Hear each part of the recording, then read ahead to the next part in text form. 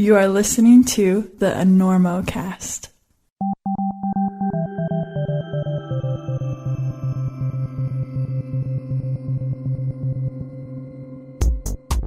Do you remember those halcyon days back in January, when every ray of sunshine felt like a warm hug from a celestial being? Skiing, climbing, we yearned for its caress. But now that it's dead summer, the tables have turned.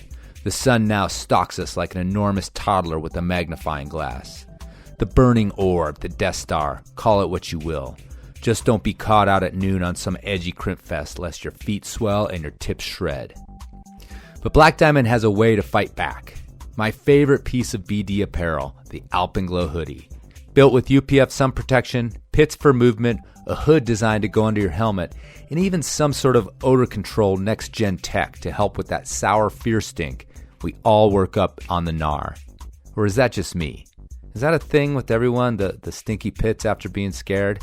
But frankly, if you aren't basically living in a sun hoodie during the summer months, you may in fact be an iguana.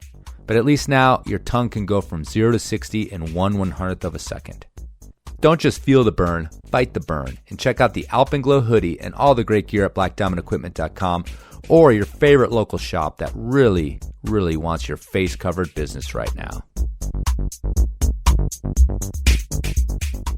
The truth is that climbers live their lives off the rocks in approach shoes.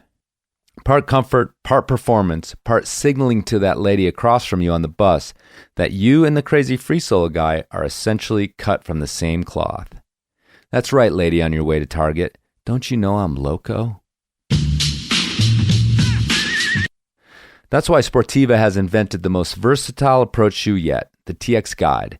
Sprinkling in DNA from their acclaimed running shoes, brilliant climbing shoes, and the legendary TX line, the TX Guide for women and men can run to the climb, bash down the climb, all in time to climb into your stool on the patio of your local brew pub.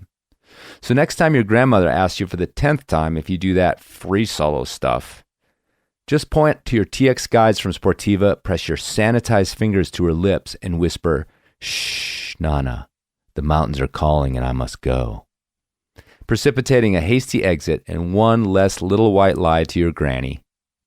So if you want to walk both streets and trails like a golden climbing deity, check out all of Sportiva's approach shoes at Sportiva.com or your favorite local shop. We gotta get Listen, where are you playing in town? Are you playing here? We're doing the Enormo Dome, whatever it is. It's terrific. Oh, It's yeah, a big house. We place, sold that it side out. of town. That's a Very big nice. place. You sold What's it that, out. 20,000 seats? We really should.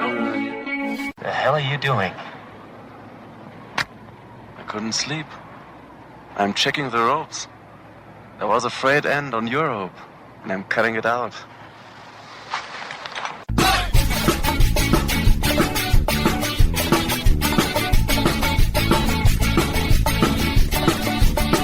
Good weather, bad weather. Now or later, anytime. Today's show is brought to you by Black Diamond Equipment, with support from Maxim Ropes And the fine folks at La Sportiva. And don't forget our charter sponsor, Bonfire Coffee. Go to bonfirecoffee.com and enter Enormo at checkout for a discount on great coffee and to support the Enormocast. And now back to the show.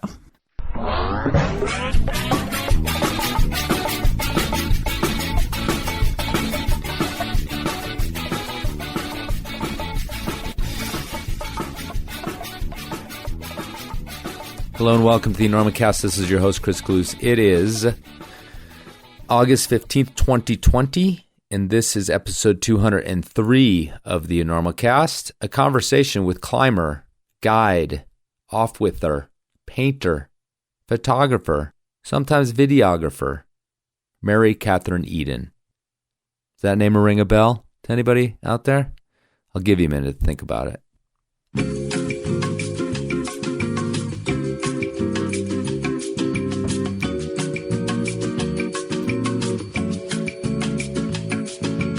That's right. Mary Catherine Eden is better known in the greater climbing world as Tradprincess on Instagram. Frankly, I didn't know what her name was until recently either. After following her for a couple years on Instagram, a mutual friend started talking about Mary, and I was like, who are you talking about? And he said, Tradprincess. And I said, yes, Tradprincess. But Mary Catherine Eden on the show today, Mary, MC Eden, if you will, which is actually her trip hop handle. And she will be performing a virtual show in Bristol, England this Saturday night. So look forward to that. No, that's not true, but that would be fucking cool. Think about it, Mary. Anyway, I got some requests to have Mary on the show, and of course I got in touch with her via Instagram, and she was game, and I happened to be over in Moab, so this is a face-to-face interview on her porch, one of her porches on her trailer, although she was in the process of moving out of that trailer when we were doing this, so she is no longer there, at least at the moment. Anyhow, I rarely go to Moab in the summertime. It is hot, hot, hot in Moab in August. But we were on the river, having a good time, family thing. So I popped over to talk to Mary, and turned out to be a really fun interview. I really didn't know too much about her. You know, you get a glimpse of somebody on Instagram, and this whole kind of Instagram celebrity, which is part of our conversation, is something that's a little bit new in the world, at least new in terms of the length of my climbing career. And as I admit in the interview, I'm frankly a little bit skeptical of it. And yet I keep being surprised and delighted by the folks that I sort of know through the Instagram. The last person I talked to, Jenny Lemon Pie on Instagram, Jenny Fisher in the real world, at least if this is the real world. If it's not the real world, then as dreamy as Jenny Lemon Pie is, I would actually prefer to wake up from this 2020 or to pop into another multiverse timeline where, you know, we did something about the pandemic, and maybe 40 years ago when they first started talking about it, we did something about climate change as well. Anyhow, so I keep getting surprised by getting to know these people that I only know from Instagram, and making me less and less skeptical about Instagram fame, slowly but surely. But yeah, the Tradprincess on the show today. What else is going on? Not too much, actually. Just getting through the dog days of summer. Most of Colorado seems to be burning right now, so that's another little spice in 2020. We've got a terrible fire season. It was coming.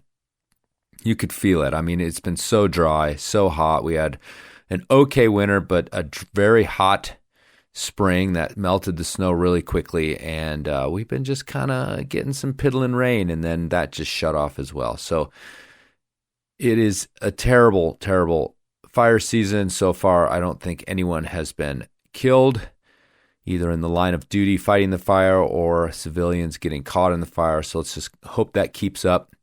Right now, some of the climbing areas like Rifle are, hit or miss, whether it's raining ash upon you or not, since that thing is downwind from the Pine Creek, I think, fire, maybe. Is that what it's called over in Grand Junction? Anyhow, is it burning where you live? I hope not. I hope not. It's really smoky. Been also rebuilding a camper. If you guys follow me on Instagram, I showed it a little bit. I showed a kind of sequence a little bit ago, and it's funny how this thing has taken over my life. The Mobile Studio Mark II, if you will, and going to sort of replace the old Mobile Studio, the old Toyota RV. There's nowhere for the Enormo baby to sit in that thing. That's not a death trap. I mean, it's kind of a death trap anyway, but you got the two front seaters in those Toyotas, and then I don't know where he sits. If that thing was hit even going 20, it would explode into a massive shrapnel storm of plywood and aluminum. So, yeah, it's not good driving around in there with him. So, we're switching to trailer time. And I ended up getting one that I needed to rebuild from basically the bottom up. So I'll keep those posts coming on Instagram. We're getting close to being done-ish, usable anyway. And it's been taking up a fuckload of time. So that's kind of my life at the moment. Just pandemic, staying home mostly, and working on a camper. But still banging out the Enormocast, so here we are. All right, well, why don't we get to it? And we'll just talk with Mary. Mary from Appalachia. Mary from Appalachia? She says it better than I do. Kind of old school, this lady, even though she's only like 28. coming from an old school crowd there down in Moab. They still pump out new climbers in Moab, but they've got a crusty veneer on them right out of the shop. We talk a bit about that in here too. So hope you guys are doing well, and it is not burning where you are.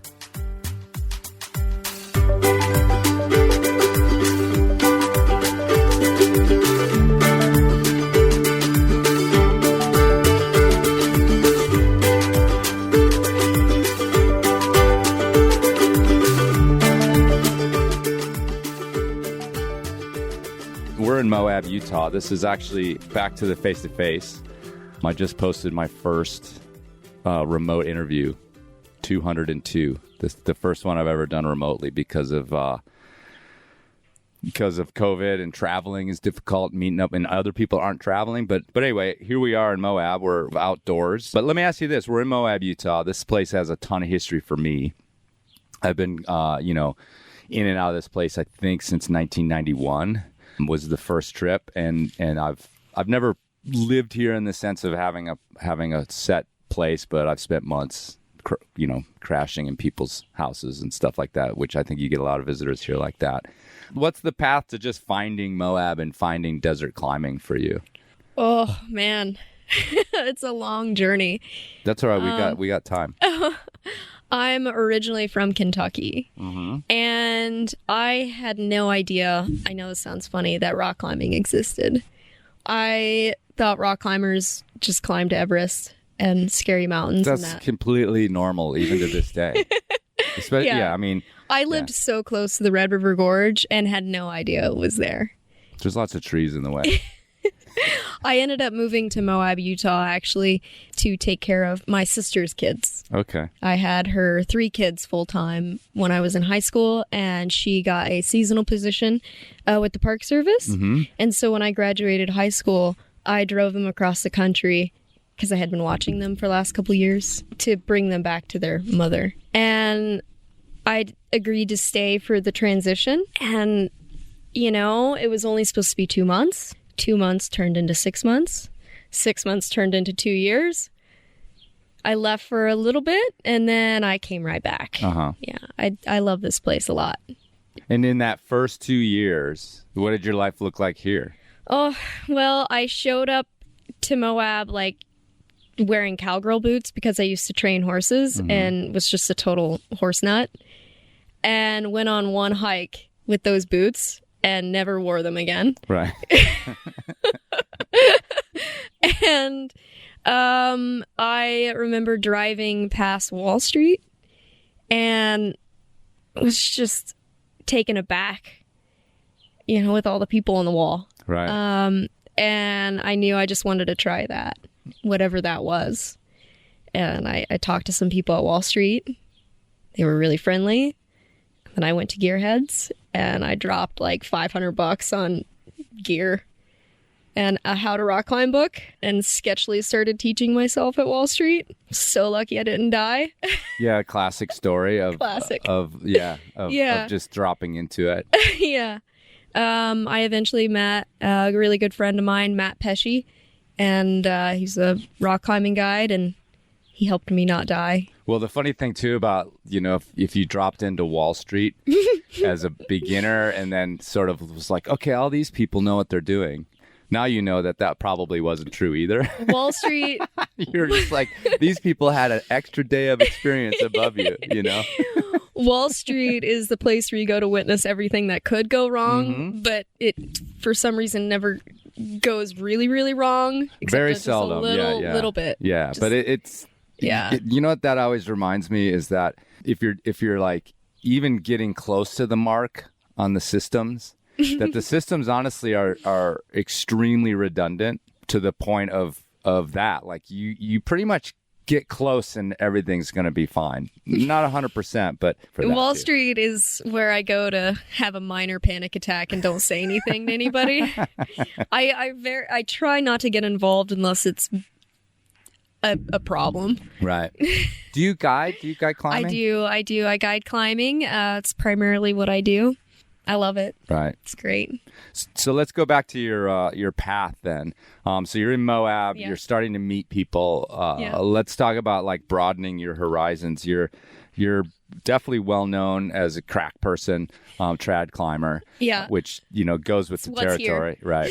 So talk about like broadening your horizons and going to the creek for the first time and just discovering this thing that has taken over your life. I've always been a punter. So my first visit to the creek, I didn't even own a backpack.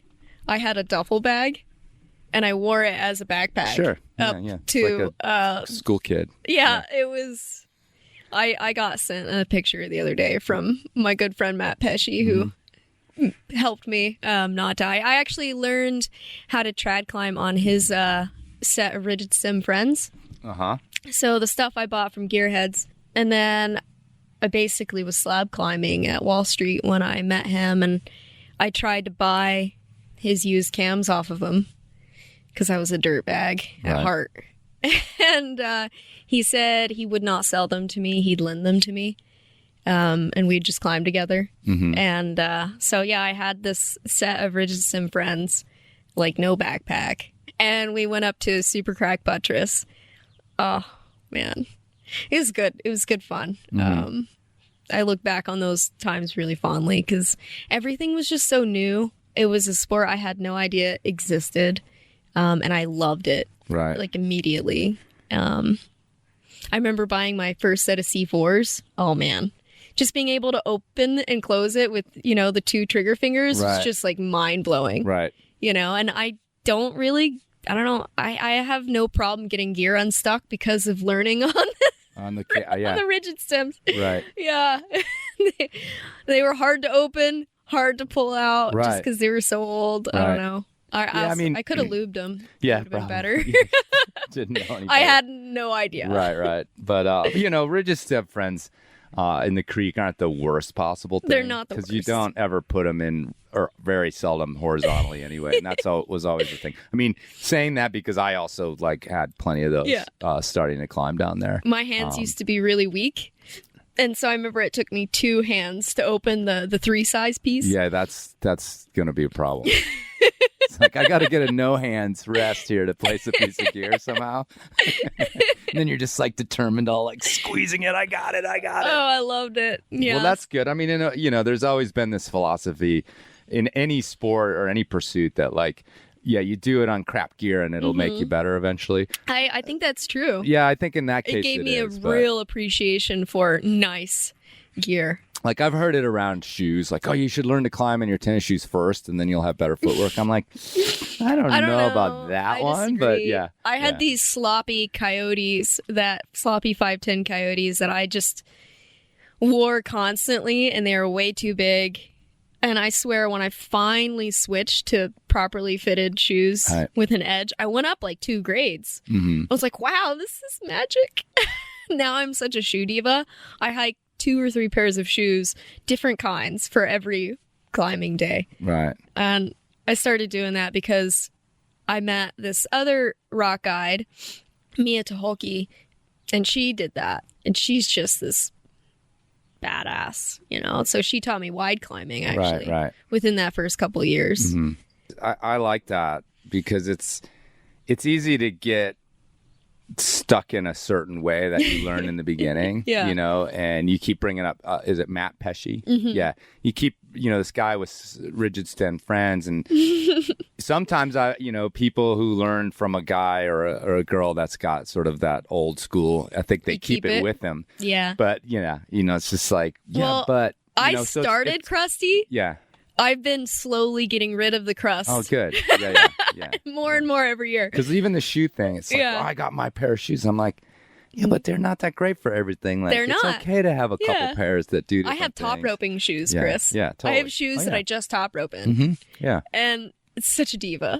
No, that's what I'm saying. It's not. That's just what most really good climbers do. Yeah. Nobody goes to the creek in the same shoes they go to rifle in if they know what they're doing, because you're gonna cry in pain because your feet are all cramped up because they're bent to put on tiny holds. Anyway. Yeah. But it's good to hear that because it's that progression is important to be open-minded to like, oh, that seems to work better, as opposed to, no, I'm going to suffer here with my rigid stem friends, even though, there's somebody's like hands me this ultralight and it practically flew out of my hands in the wind. Oh, it's so nice. Yeah, exactly. So I try to, in my climbing and in my guiding and just as a human, just always take in lessons from other people. Because good and bad, probably. Yeah, good and bad. And I just find that you grow and you get smarter and you get stronger. I really try not to be set in my ways. I am very stubborn, and that is my only ability, I think, in climbing is my stubbornness. I'm not naturally gifted. I'm not particularly strong. I started climbing as an adult, and I had a bunch of hobbies, and it took a minute for me to really like narrow them down and get really, really into climbing. So for me, sell the boots. Yeah, exactly.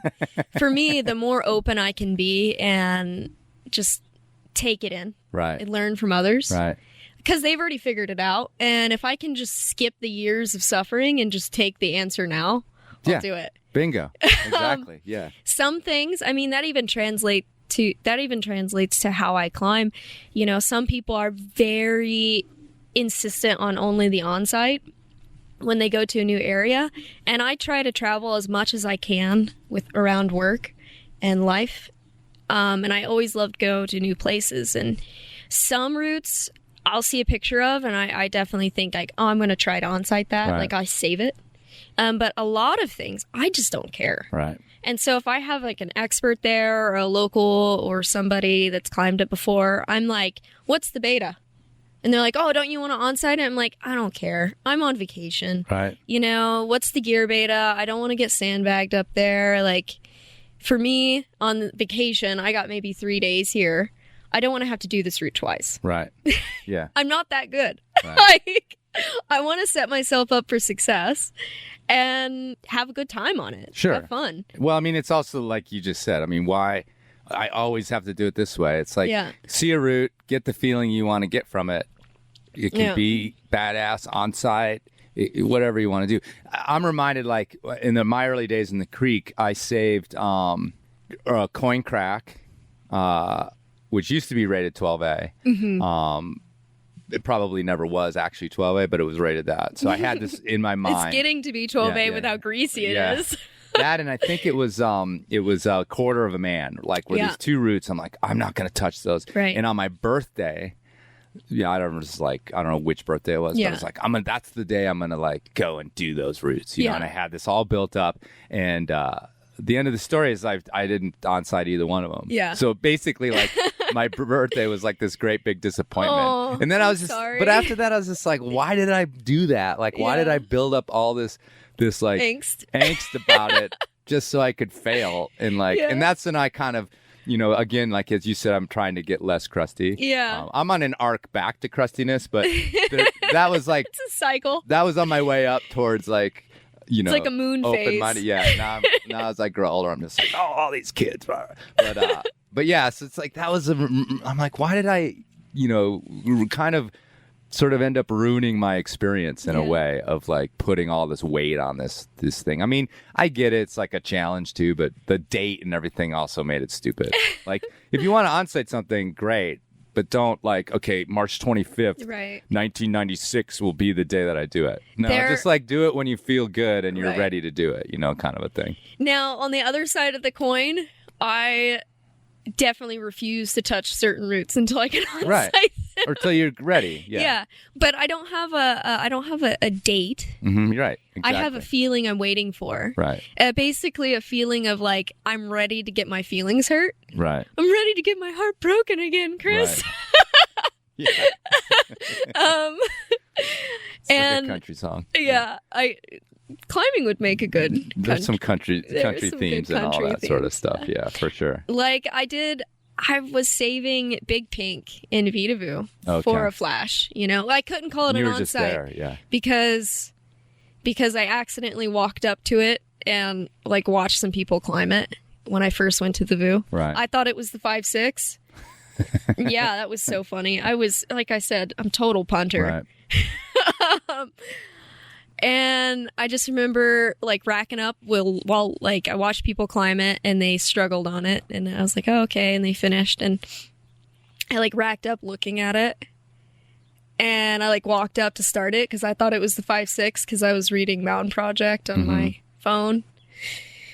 Somebody was like, oh, you're going to try Big Pink. I was like, yeah, it seems like a fun 5.6, right? And I don't remember the name. And they were like, no. I'm like, oh, I'm a freaking idiot. And so I unracked and went and actually climbed the 5.6 because they were nice enough to point it out for me. Right. And it never really left my brain that I needed to go do that. Right. Because I already racked up for it. Yeah, you once. know? Right. You were once, yeah. And so I was like, I'm not going to get on it until I know I can just climb it, you know? And so, yeah, certain routes like take root in my brain. Did you? Have you? Yeah. Okay. Yeah.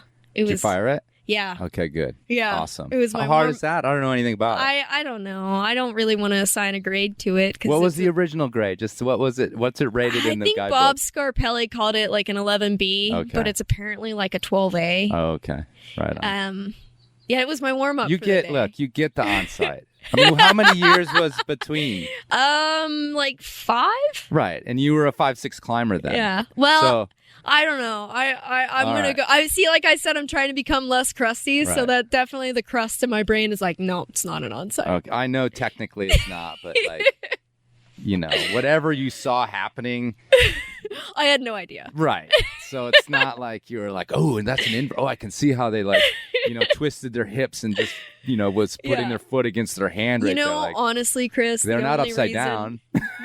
You knew that. The only reason I flashed it is because I embraced sport climbing the last couple years of my life. Yes. I crimped the shit out of some of those crystals in that off-whip. Yes. And, Do you hear this, trad climbers? Do you hear this? Go sport climbing. Go sport climbing. I swear to God. You know, I would have been climbing the grade I am right now like 3 years ago. If I had, and the thing is everybody I learned from just talked so much shit about sport climbing. Oh, I know. The first 5 years of my climbing, I did not. I know where climb. you come from, climbing wise. Oh, I crusty. know the deep bouldering. hole. Yeah. Bouldering was bad. Sport climbing was bad, and I love my mentors. They're so amazing, but they're so crusty. I love you guys so much. No, I think I've said it on the show more than once. Like I didn't climb, you know, into the upper grades. Yeah. You know, frequently in the creek until I was a sport cclimber. It was on-site if you can. Yeah. On-site if you can. Projecting is silly. Sport climbing is dumb. Yep. Bouldering is stupid. Well, the other thing that happens in most people's creek arc is, and I know we talk about Indian Creek a lot on the show, but we're actually here in Moab, so this is completely appropriate.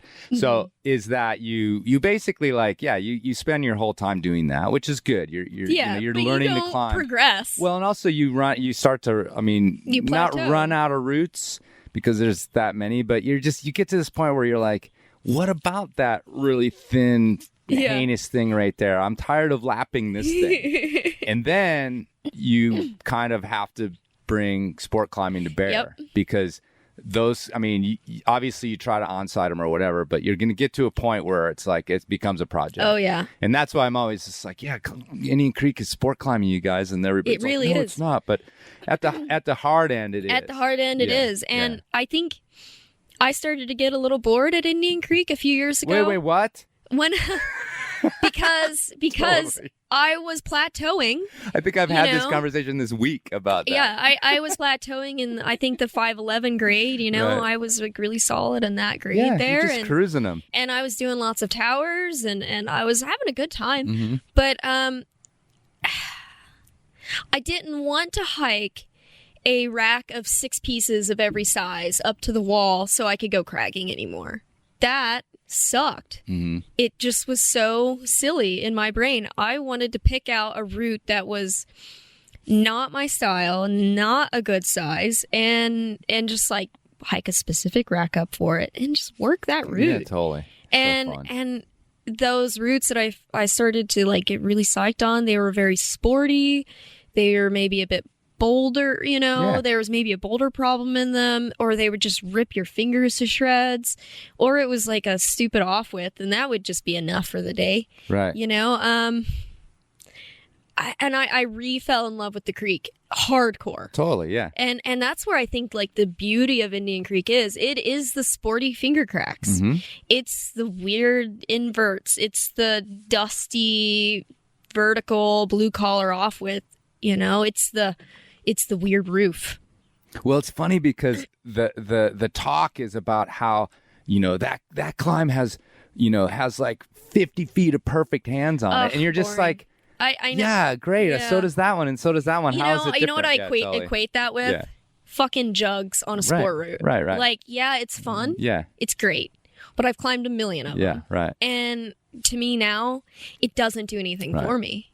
It's not how I'm going to progress. I don't really want to. It's like I want to warm up. It's really nice on a multi-pitch. But other than that.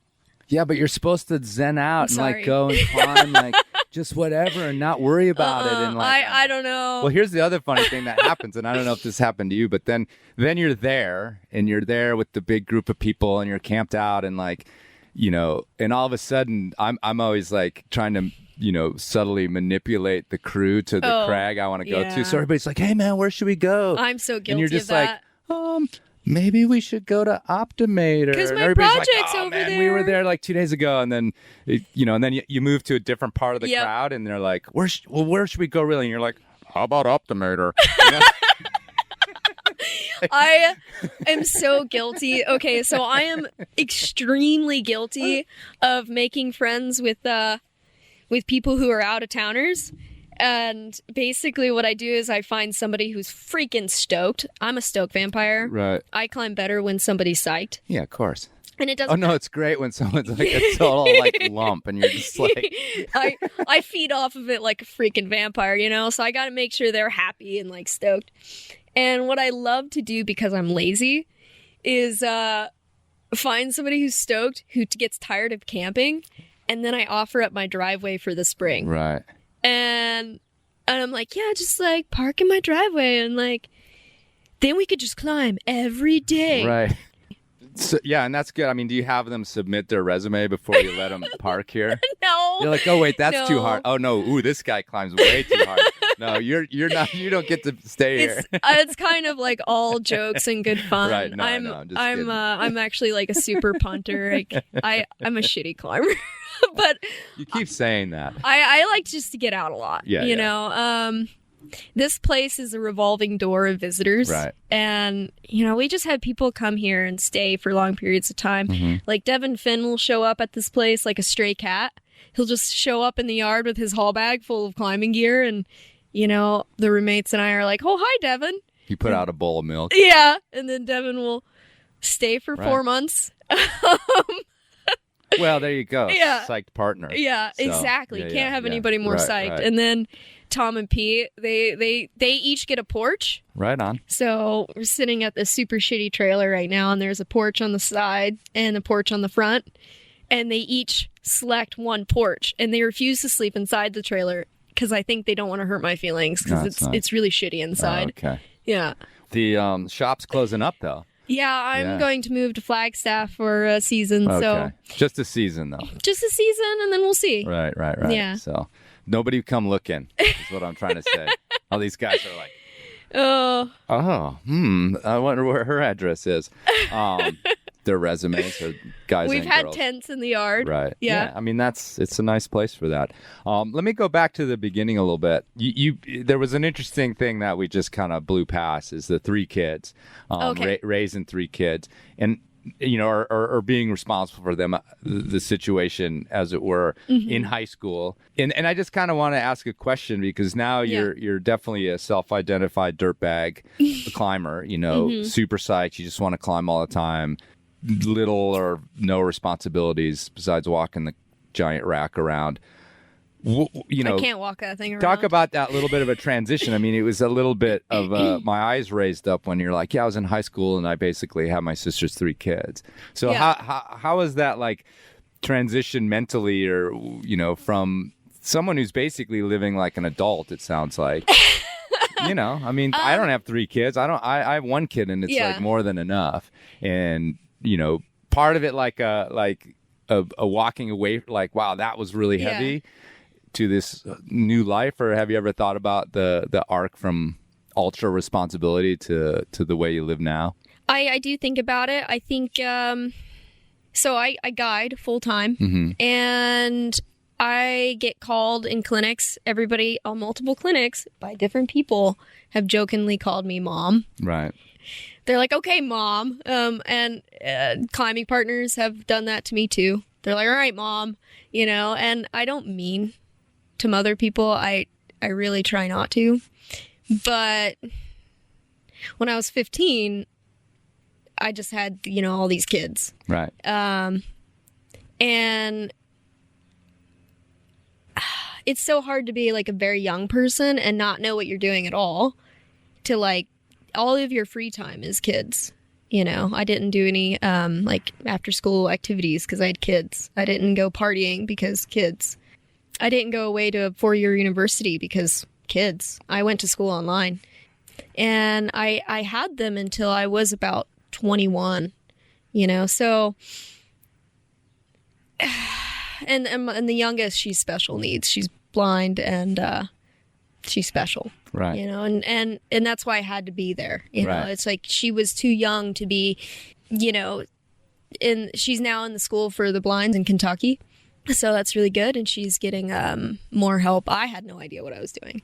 I had no idea. But, well, no, I mean, if any parent that is presented with that doesn't know what they're doing at first, Yeah. But I mean, I was just like too young to know, and I like tried. But I think now what that does is I think I try to take care of, the climbers around me a little bit too much maybe. And I get a little teased for it and I like guiding. I love clinics because it's chaos. It brings me back to, right. I love teaching, but I think I'm actually, maybe running away from responsibility because I want to feel free, and I didn't feel free for many years. And I don't want to settle down and have a family because I already did that. You got it done. And at 21, like I finally had like a taste of freedom, and I'm 28 now. Right. And so I feel like I'm getting to have my youth in the last 7 years. And I can actually see that with like the sports that I've pursued and, the traveling I've done and the people I've hung out with. It's like, I want to feel free and like go climbing. Mm-hmm. And when I go climbing, I'm very insistent that I'm having fun and this is playtime. A lot of people take it so seriously and just bring a whole bunch of real world stress. And any time I go climbing, I just refuse. I want it to feel like play because life is actually like really hard. Mm-hmm.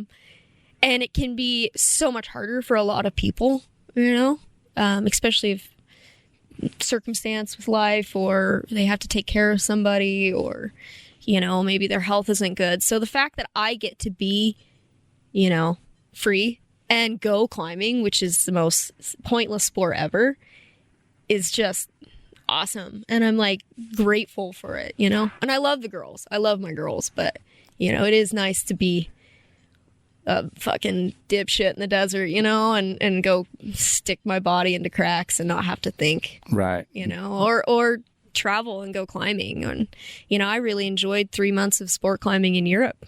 Sport climb in the morning, espresso and wine in the afternoon, and then more right. Sport climbing. Like the fact that I got to do that, I'm happy. Yeah. Are you talking about like Spain? Yeah. I mean, Spain, it's a dream world. Yeah. And when you're I did visiting, that in Italy as a visitor. too. Yeah.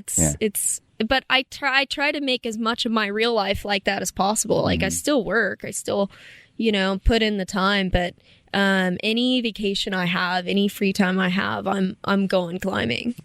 If I'm hanging out at the house, I'm looking at guidebooks, I'm looking at Mountain Project, I'm talking about climbing. Maybe it's a little obsessive. Hopefully I'll grow out of it. I doubt it. Yeah, so it's kind of an interesting background, I think. I don't know, I've met anyone who, did that.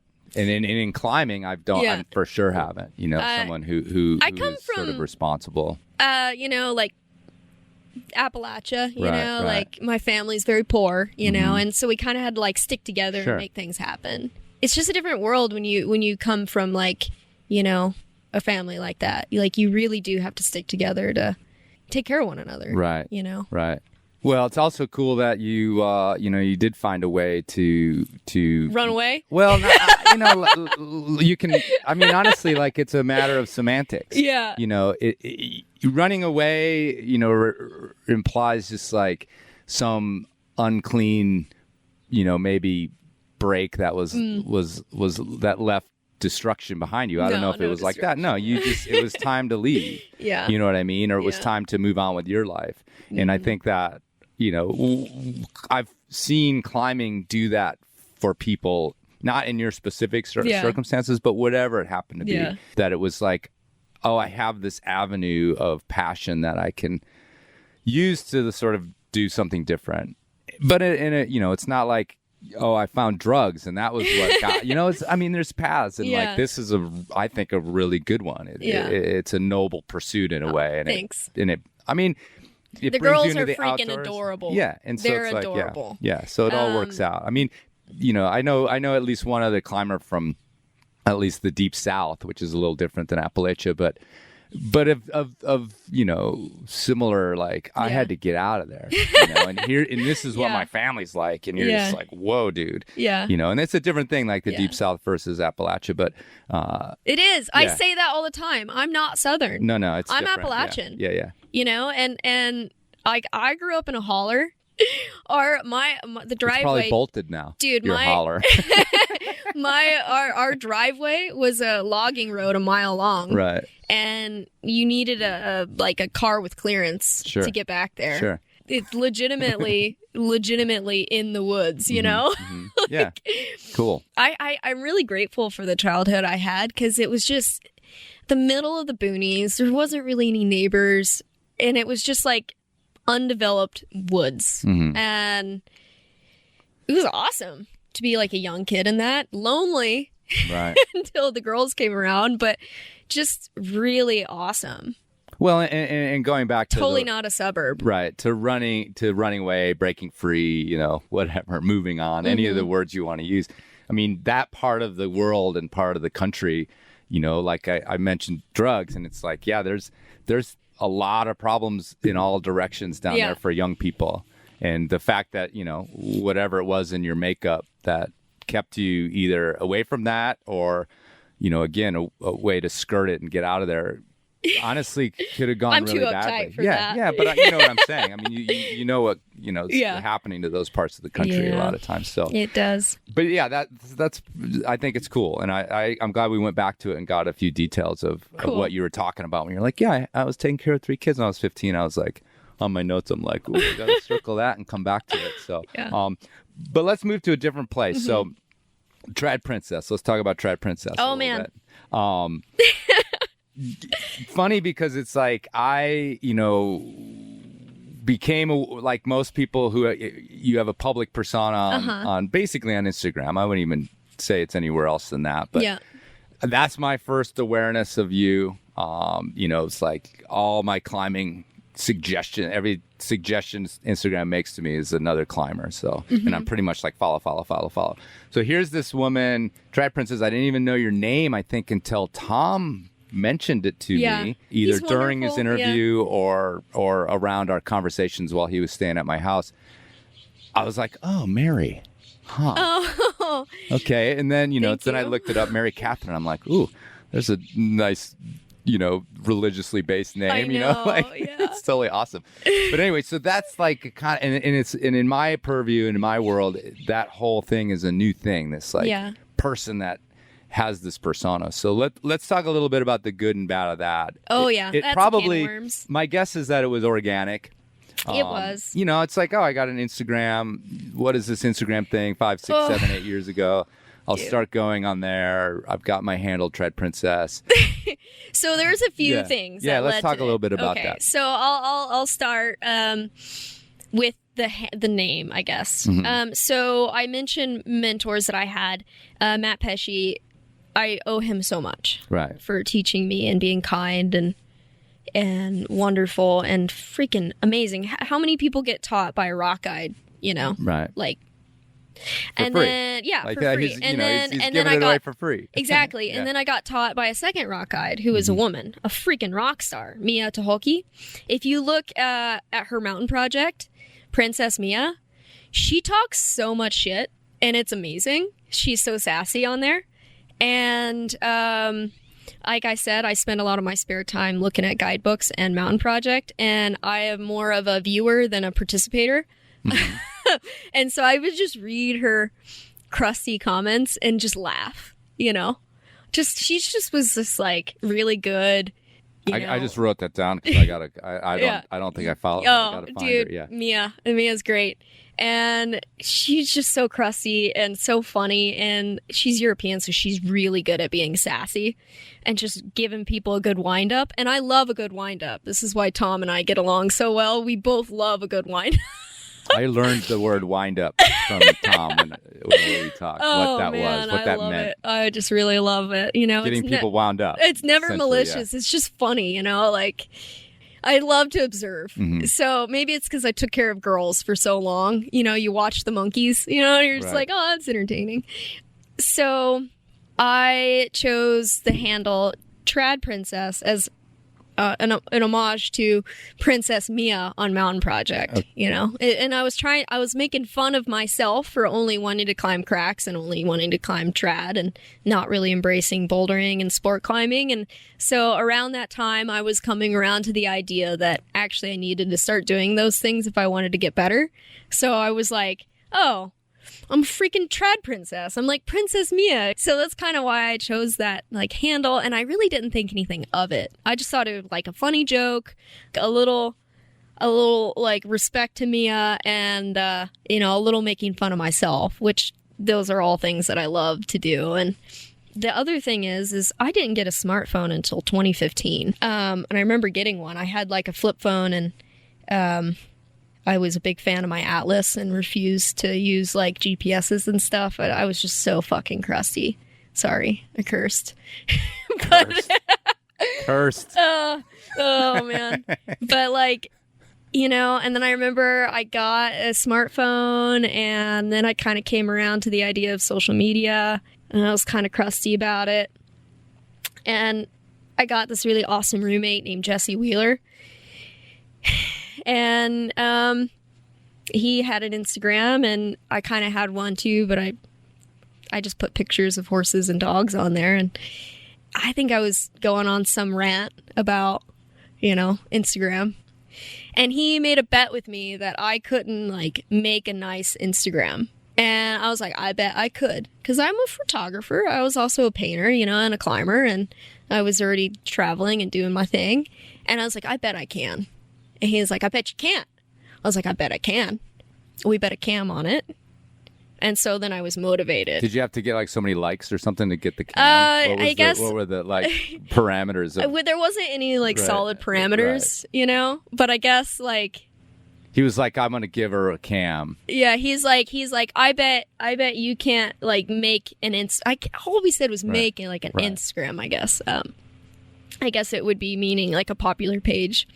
And so I did it, and I guess I started it kind of as like a lark, you know? Oh yeah, I'm going to earn that cam. See? Dirtbag behavior. Right. There was a cam. It's just as I'll work really hard to remove a piece of booty from the wall, you know, like a golem, just as I did.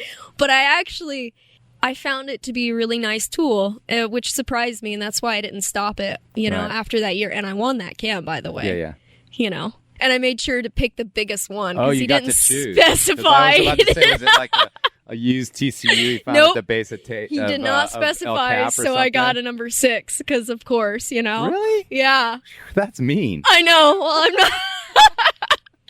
I did a lot of work, you know, like whatever. That's just mean. So I actually found it to be this really awesome tool, one, for guiding. It put me in connection to so many awesome clients and female clients, and I started teaching a lot of people that I normally wouldn't have been able to get a hold of. And it actually put my photography more out there. And my paintings and photography was always something that I kind of like kept close to my chest, you know? So it was actually really nice to spread it. And share it. And I kind of got psyched. I really love imagery. And I've always been more of an image person. Like I always really respond to visual art more than, some people are writers. I just love painting and I love photography. So it was just like this really cool app that just is pretty pictures. I love pretty pictures. Right. And so, like with it connecting me to people and, allowing me to share my stuff, and I started to get more women in my life because of it. And that was one thing I was really lacking in Moab, was a bunch of women climbers. And I love climbing with women the most. So it's just like turned into this really valuable tool. I love how Instagram brings people together. I don't know. There's like a lot of good and bad for sure. Right. But just the amount of community I've gotten, I won't never delete it because of that, Right. It's like awesome. I've met really awesome people all over the world because of that thing, because of a stupid social media app, because of a stupid bet with my roommate, Jesse, and I think about some of the people I have in my life now, and I'm like, oh man, I can't imagine not knowing them. And it all started with a stupid bet. Right. And it all started, some of these relationships started with Instagram, like communicating they really on that. did. Because you're scrolling and you see an image and you like it and you follow and you might, send a message or, talk some shit. Right. And I get a lot of messages from women too. And, they'll ask me a question and it's like about stuff that they are dealing with and they don't really know who to ask. And, and then so we'll have like really deep conversations, and it's nice to be able to ask another female trad climber things. Right. And that's something I didn't really get until I met Mia, and that was already a few years in. And that's why I love her so much, is because I had somebody finally to talk to that was like a woman who was doing the thing I was doing. Right. And that to me was such a valuable resource. And now I'm in this fun position of being able to be that resource for other women. Right. And it's just like, it's humbling sometimes. I honestly don't know how to handle it sometimes. I'm like, oh, really? Like, you care what I have to say? It's why I'm here. Yeah. At least it started that way. And also, like, when, I get requests to have, like, people send in requests, you should talk to this person. And I get fairly frequent requests to talk to you, which is what started it.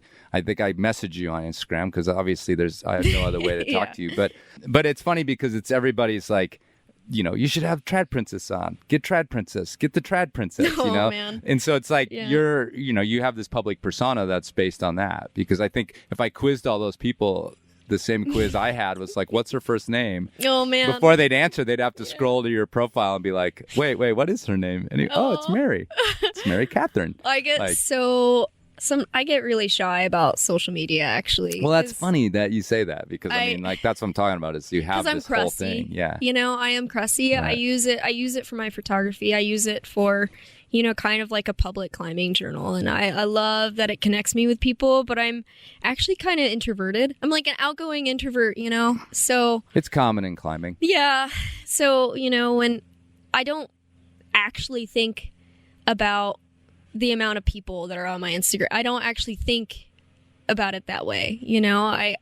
I can't, because then I just feel really nervous. Right. I would never say anything if I really thought about it. Oh. Well, it's also tricky because, and you've sort of been like hinting at it or walking around it, but it opens you up. You can become a target. Yeah. Whatever. Yeah, I know, but it's it's like I maintain on this show this adamant thing about climbers are this cut above, and quite honestly, I mentioned on the last show that I just posted that I sort of had to take this internet break in the last couple months because I was just like, oh man, maybe they're not that great. The Black Lives Matter movement. Yeah. All the back and forth and that about climbing. And I was just like, gosh. And then, talking to some women who also have a strong internet and particularly Instagram presence, what goes on like in the darkness there, and like Allison Vest, and the Chauncey DMs lady and all that sort of stuff. And it's just kind of like it like kind of like reveals this place that I'm sort of get bummed about when I talk, because it's definitely something that women deal with. Guys get on each other and like call each other fucking assholes and stuff, but then the women get the misogyny and all that sort of thing. And has that, is that occurring to you, or is it something you can just shut out? So can you control it? I would be lying if I said that I was able to shut it out completely. Right. But here's the thing.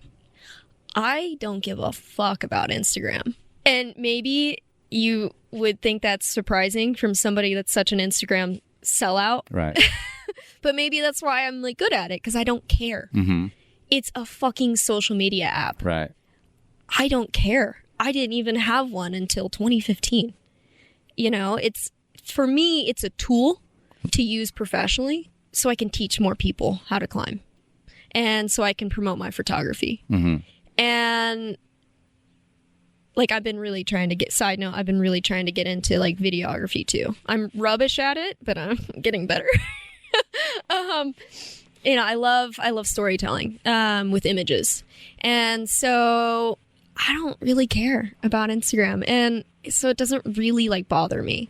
When I first started, and it actually started to, snowball, I felt really insecure.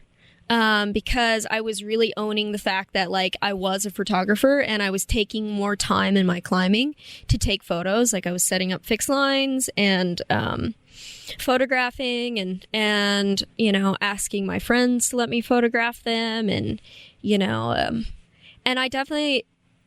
I lost some friends because they didn't really understand what I was doing. And it wasn't like any disagreement or anything. They just didn't like it. They thought it was really uncool. And like the sellout? Yeah, I was a sellout. Oh, right. And I was uncool. And to be honest, like, it really hurt my feelings, because I finally felt like it was the time in my life that I could start trying to climb harder, embrace new experiences, and actually give myself permission to pursue photography the way I wanted to. And I was just psyched. And so when my climbing partners that I loved, because like my climbing community was like a family to me, when it felt like my family didn't support what I was psyched on, it really hurt. And that was the only part to me that hurt, was like the people that I was closest to didn't want to climb with me anymore just because of a stupid social media app. And to me, it felt like the most immature thing in the world that an adult would give a shit about social media. If a friend of mine wanted to put up a cam, like do a cam thing and jerk off in front of the camera, I don't care, as long as we can go climbing and have fun. And so to me, that's what mattered. And I just had a hard time like coming around to the fact that. Well, I got to clarify. Because and maybe you don't exactly know the details of it, but so they had a problem with you that you even had a public persona, yes. Or did they have a problem that they were on the app? They weren't on. Just the they fact would be that, on the app themselves. So it's just a classic sellout thing. Yes. So right. They would be on the app themselves, and they would use the photos I took of them. Mm-hmm. but then I wasn't cool. Huh. So okay. It was weird. I mean, it's not. I mean, I get it in a way because weird. of I've been climbing much longer than you have, and I've lived through the arc of the introduction of social media. Yeah. But long before that, this whole sellout thing has always existed, as far as I know, in climbing. I think like Mallory. Yeah. There was probably climbers that were like, you're a sellout for going on this Everest expedition. I think it's really short-sighted for guides to not use social media, because I think it's kind of the yellow pages of guiding these days. Oh, 100%. You need, if you're going to be like a full-time rock guide, you need a social media presence, because that's you're just ignoring like a big old clientele list, and or pool. So. Right. And I find it to be really short-sighted. Right. Like, you don't want the guide service to be the only way you get clients. Right. And word of mouth is good. I use that a lot. But, like, social media is a whole nother avenue to get clients. Well, here's the thing. Here's the thing about guides. I know a lot of guides that don't actually want to guide. So Oh, man. And I have for 30 years. So that's kind of the thing. It's you actually have to go and guide today. You know that, right? Oh, man. Yeah, fuck it. Like, okay. Anyway, so there's funny. that. I know a lot of guides like that, too. So that was really funny. Right. So back to this thing. So, you had to either diversify your climbing community. Yeah. Or, so at first, what was the it was at first there was a bit of like weeding out people who, just weren't really psyched on the fact that I was like having fun. Mm-hmm. And that's fine. It's totally fine. But I definitely was like pretty sad about it at first. But it didn't like make me sad for too long because I don't know.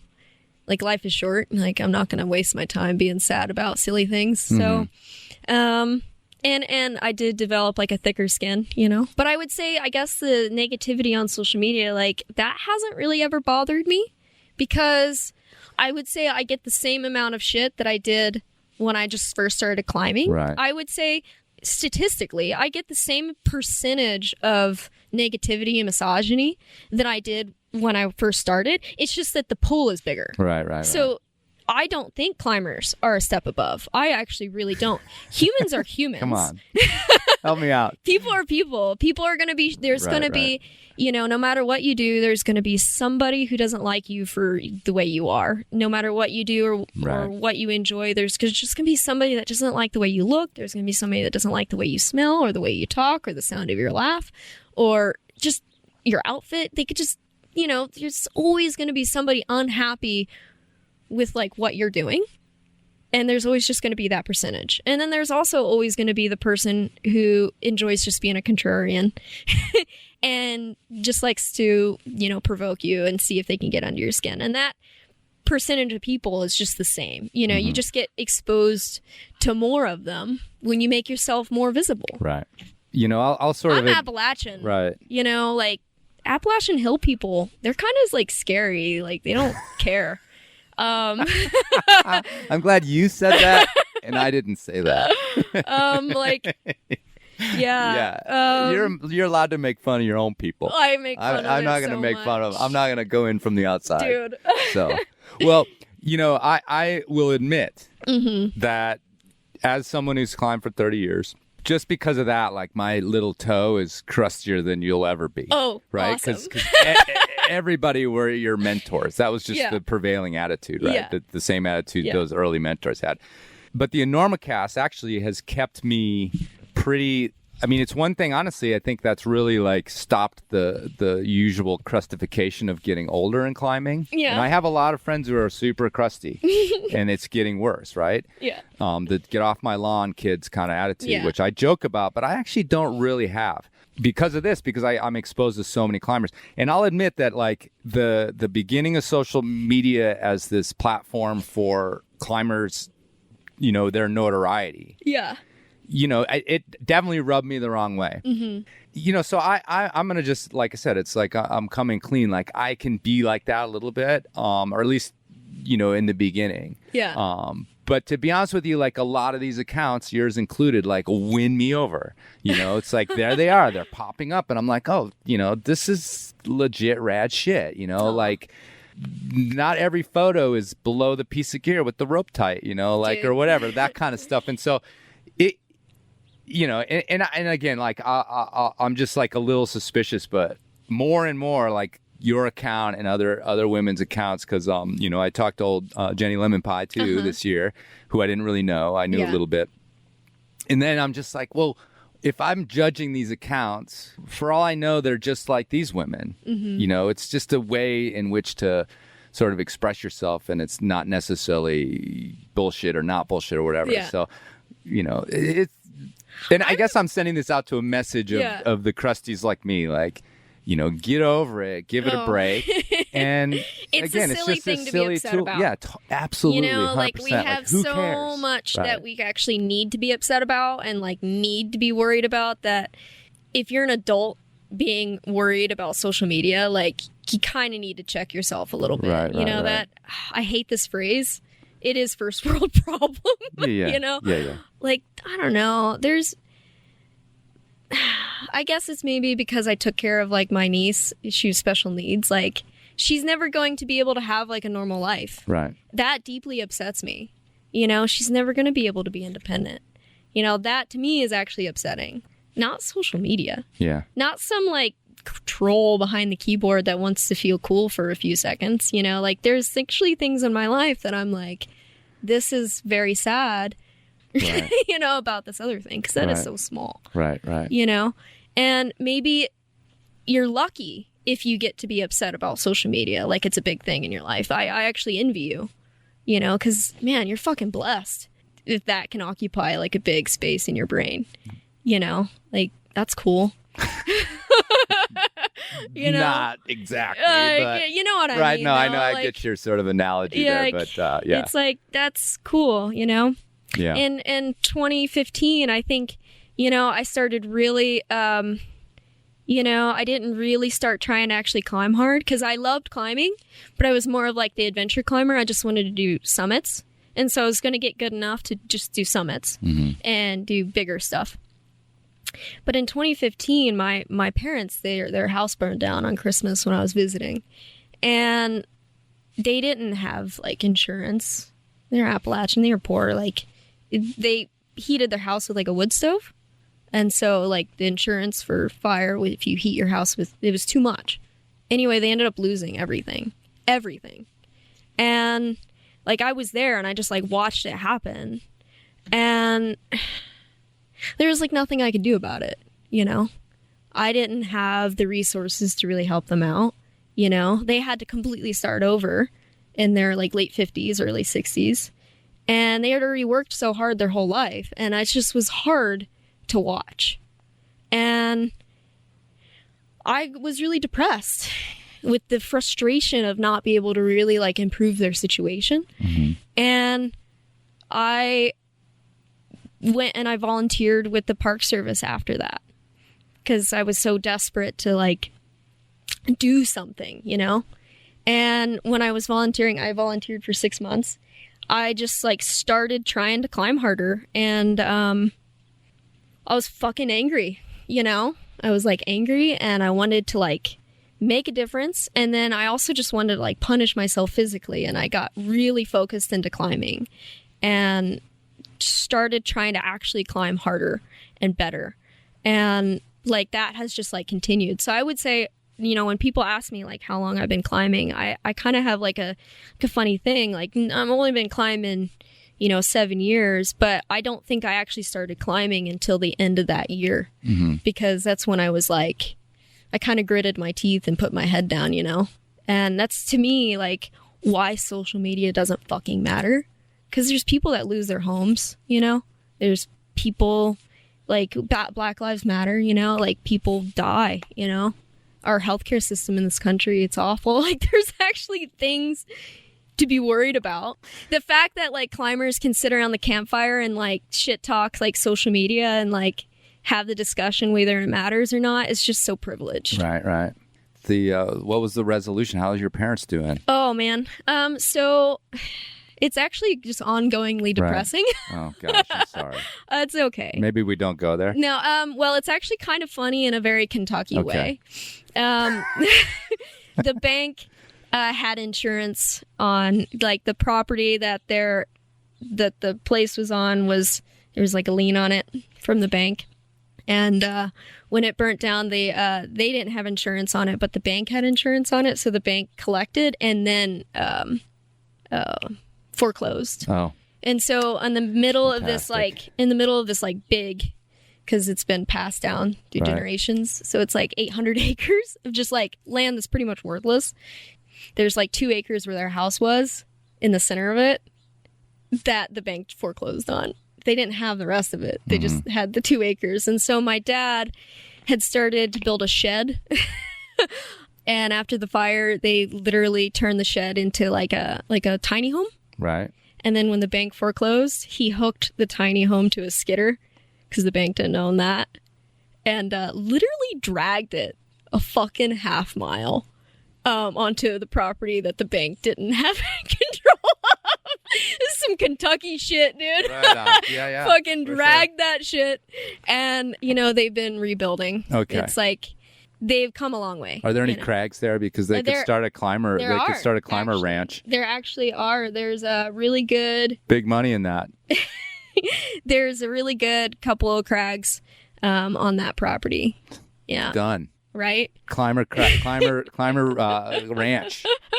My parents are like, we want to deed this to you so, we don't lose it. And I'm like, well, if you do, I'm just donating it to the Access Fund. I don't fucking want it. All right. Well, that'd be nice. Yeah. You're moving to Flag for a season. Uh-huh. So let's just finish on a sort of high note here, although that was funny. And I'm glad your parents are rebuilding. and maybe we'll have a new Access Fund crag someday down there. So what are you excited about in terms of moving to Flag? Great climbing town. Great climbing town. I lived there for just a few months before. Oh, okay. I think I lived there for like 8 months. Right. Prepare yourselves. Tradprincess is coming to town. Oh God. The throngs will be showing up to pay homage. Oh, whatever. God. Just dang. kidding. For me, it felt like since I met Tom and Pete, I've been training with Lattice, and my climbing has gotten so much better, and I'm finally just tickling the balls on 13 trad, and Moab is really cool, but there's no climbing gym here, and it's hard to train here, and winter climbing here and summer climbing here kind of suck. So I'm excited to move somewhere with a climbing gym to be, ease of training access. And also I kind of want to get more into like sport climbing trad. I respond really well physically to sport climbing. I start climbing better trad when I go sport climbing a lot. So I'm pretty excited. I know it sounds lame to climb at the pit after work, like you do good when you climb above bolts. Right. And then come back up to Moab when the weather is good and do some projects out here. Yeah. Yeah. You got the forks too. Yeah, exactly. So. And Volunteer Canyon. Right. And a bunch of other stuff actually. Yeah. Yeah. So well, this fall I want to come back and climb Enormocast here in Moab. That thing looks so cool. I'm getting excited just thinking about it. Although I don't want to get like too psyched on like the basement routes of Utah is what I call the White Rim. They're a logistic mountain to overcome. Dude, I feel like only the true weirdos go out there, so I don't really want to get psyched on it. Oh, come on. That's why you're psyched on it. Yeah, maybe. Maybe that's the sign that you've lost your mind, when you start talking about the White Rim. No, it's not. To me, honestly, it's in part a reaction, to like my sort of ongoing remarks about the creek. Like you don't ever hear anyone not complain about the crowds in Indian Creek. Like that's like the conversation du jour. Obviously not, ever counting themselves in the crowd. I'm gonna be devil's advocate. Okay, what? I don't think the crowds are that bad. Okay, no, I agree. Because they're only that bad for a few months of the year. Right. But my point being, like, if you want what you imagined as your desert climbing experience, because the imagined desert climbing experience is, different, remote and quiet and by yourself.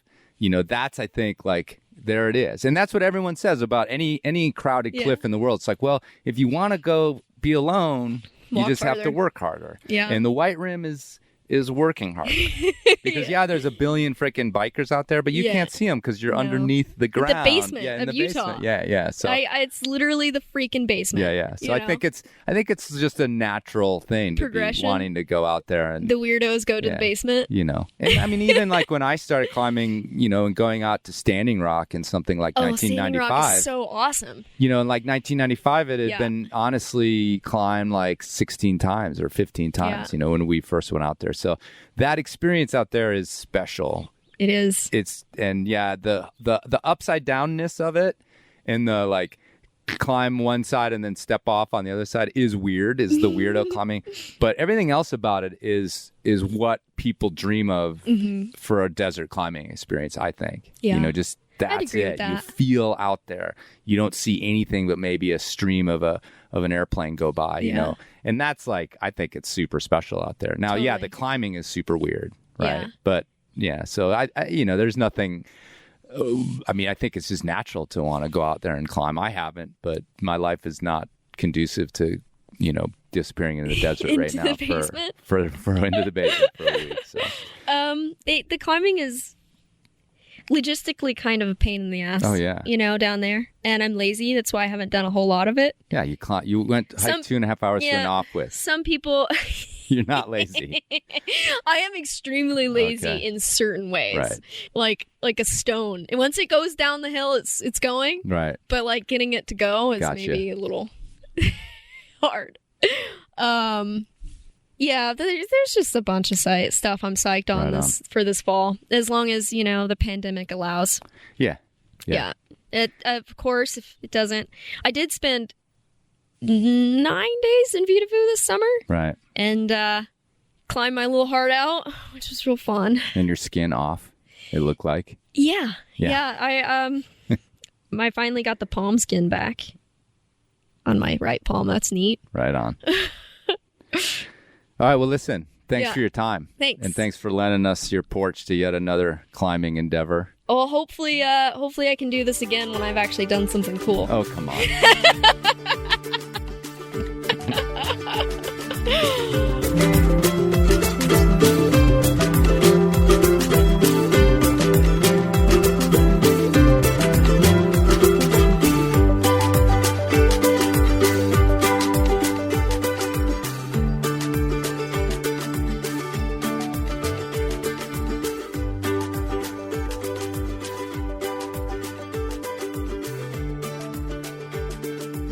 All right, folks, thanks for listening, and thanks to Mary for sitting down on her way out of town. She was leaving for Flag that day, sitting on her porch as she was sort of moving out. She took a moment to talk to us, and I appreciate it. You can obviously follow Mary at Tradprincess on Instagram. Check out what she's doing. She's tries to be modest there, but she's a good climber, prolific climber, and a good guide. Good luck down there in Flagstaff, Mary. We'll see you back in the creek, maybe this winter. All right, folks, have a good time out there. It's August. I don't know what's happening where you are, but it's smoky, ash raining from the sky here. Apocalyptic. I don't know where you're climbing. You're probably in tent sleep, though. Is everyone in tent sleep right now? Racking up those personal bests? Watch out for padlocks, vigilantes. Is everyone still wound up there? Anyhow, don't be wound up when you climb. Relax. Chill out. And of course, check your knot.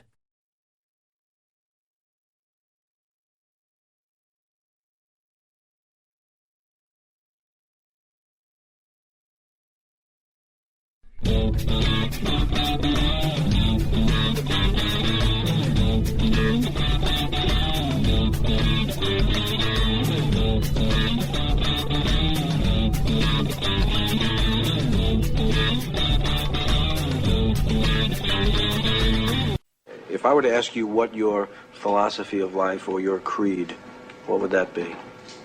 Have a good time all the time. That's my philosophy, Marty.